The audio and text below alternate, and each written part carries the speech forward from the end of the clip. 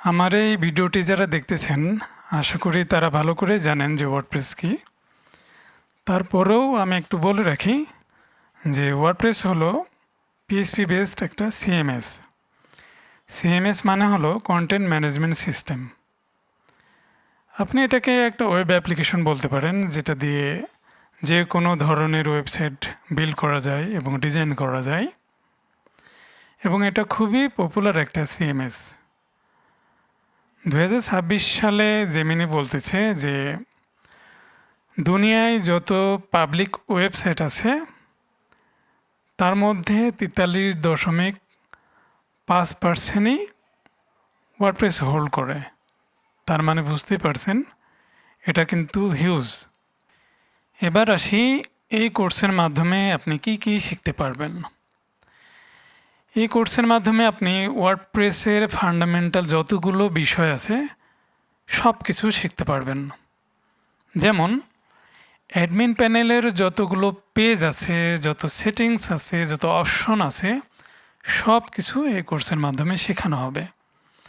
সেখানে theme plugin install করা, theme customisation করা, পোস্ট পেজ ক্রিয়েট করা, একটা কাস্টম পোস্ট টাইপ বা কাস্টম ট্যাক্সোনমি ক্রিয়েট কীভাবে করতে হয় সেগুলো, user space, setting space management করা, তারপরে ওয়ার্ডপ্রেসের যে এডিটর আছে যেটাকে আমরা আবার গুটেনবার্গ বলে থাকি, এটা কিন্তু একটু কমপ্লেক্স, অনেকেই ঠিকমতো পারেন না। এই কোর্সে A to Z এই বিষয়ে শেখানো হবে। আমার মূল উদ্দেশ্য হলো কোডিং ছাড়া যা কিছু শেখানো সম্ভব সব কিছুই আমি এই কোর্সের মাধ্যমে শেখাবো। কোর্সটি কাদের জন্য? বিশেষ করে যারা নতুন, আপনি হয়তো ডেভেলপার হতে চাচ্ছেন বা ডিজাইনার হতে চাচ্ছেন, তাহলে এই কোর্সটি আপনার জন্য বাধ্যতামূলক। মানে এগুলো আপনাকে শিখতেই হবে এই কোর্সে যা যা শেখানো হবে। আবার অনেকেই আছেন যে এলিমেন্টর এবং অন্যান্য যে সকল পেজ বিল্ডার আছে সেগুলো দিয়ে ডিজাইন শিখতে চাচ্ছেন, তাদের জন্য।